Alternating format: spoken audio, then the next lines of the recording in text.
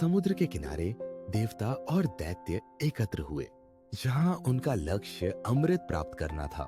दोनों पक्षों में तनाव था, लेकिन सभी ने एकजुट होकर काम करने का संकल्प लिया। कर्नाटका के राजा बलि ने अपनी शक्तियों से समुद्र के गहराई में उतरने का निर्णय लिया। उनके साहस ने सभी को प्रेरित किया। देवता इंद्र ने अपनी वज्र को उठाया और समुद्र को मंथन करने का आदेश दिया। उनका तेज और आत्मविश्वास सभी को उत्साहित कर रहा था। नागराज वासुकी ने समुद्र के मंथन में भाग लिया, अपनी विशालता से सबको चौंका दिया। उनके शरीर पर चित्ताकर्षक रंग थे। गंगा देवी ने अपने जल से समुद्र को भिगोकर उसे शांत किया ताकि मंथन आसानी से हो सके। उनका सौम्य व्यक्तित्व सबको आकर्षित कर रहा था। भगवान विष्णु ने कच्छप अवतार लिया, जिससे पर्वत को स्थिरता मिली। उनकी शक्ति ने मंथन को आसान बना दिया। समुद्र मंथन के दौरान कई रत्न और अद्भुत वस्तुएं प्रकट हुईं। सभी ने अपनी आंखों में आश्चर्य और खुशी देखी। अमृत की प्राप्ति के समय सभी देवता और दैत्य एकत्र हुए। उनकी आंखों में अमृत के लिए लालसा थी। इंद्र ने अमृत को लेने के लिए अपनी शक्ति को एकत्र किया और सभी ने अपनी अपनी शक्तियों का उपयोग किया। दैत्यों ने अमृत को पाने के लिए चालाकी से योजना बनाई। उनकी आंखों में जीत की चमक थी। देवताओं ने एकजुट होकर अमृत की रक्षा करने की योजना बनाई। उनकी एकता में एक अनोखी शक्ति थी। अमृत के लिए संघर्ष के दौरान भगवान दत्तात्रेय ने अपनी बुद्धि से सभी को सही मार्ग दिखाया। जब अमृत का वितरण शुरू हुआ, तब सभी ने अपनी अपनी इच्छाओं की पूर्ति का सपना देखा। भगवान शिव ने अपनी जटाओं से अमृत को अपने पास खींचा, जिससे सभी ने उनकी शक्तियों का सम्मान किया। दैत्यों ने अपनी चालाकी से अमृत को पाने का प्रयास किया, लेकिन भगवान विष्णु ने उन्हें रोक दिया।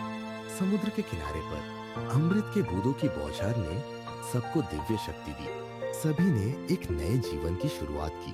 अमृत की बूंदें गिरने के बाद देवताओं ने अपनी शक्तियों को फिर से प्राप्त किया और दैत्यों को हराने का निर्णय लिया।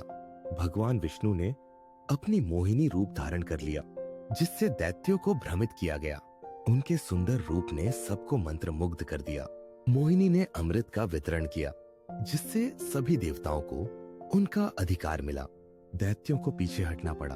अंत में देवताओं ने अमृत प्राप्त किया और दैत्यों को हराने में सफल रहे। सभी ने अपनी अपनी शक्तियों का सम्मान किया। इस संघर्ष के बाद देवताओं और दैत्यों ने एक नई शुरुआत की। सभी ने एक दूसरे को सम्मान देने का संकल्प लिया। समुद्र मंथन की यह अद्भुत कथा सदियों तक सुनाई जाएगी, जहां भक्ति और साहस ने एक नई परिभाषा दी। अमृत की प्राप्ति से सभी ने समझा कि एकता में ही शक्ति है। यह संदेश आज भी हमारे जीवन में प्रासंगिक है। समुद्र मंथन की इस कहानी ने हमें सिखाया कि कठिनाइयों में भी अवसर छिपे होते हैं। हमें कभी हार नहीं माननी चाहिए। इस कथा में भगवान विष्णु के मोहिनी रूप ने न केवल देवताओं की मदद की, बल्कि सभी को सिखाया कि सुंदरता में भी शक्ति होती है। समुद्र मंथन के दौरान हमें यह समझ आया कि जीवन में संघर्ष के बिना सफलता नहीं मिलती। हमें संघर्ष का सामना करना चाहिए। समुद्र मंथन की यह कथा न केवल एक ऐतिहासिक घटना है, बल्कि यह हमारी संस्कृति का एक महत्वपूर्ण हिस्सा भी है। इस कथा ने हमें सिखाया कि जब हम एकजुट होते हैं, तो किसी भी चुनौती का सामना कर सकते हैं। यह संदेश हमारे लिए हमेशा प्रेरणादायक रहेगा।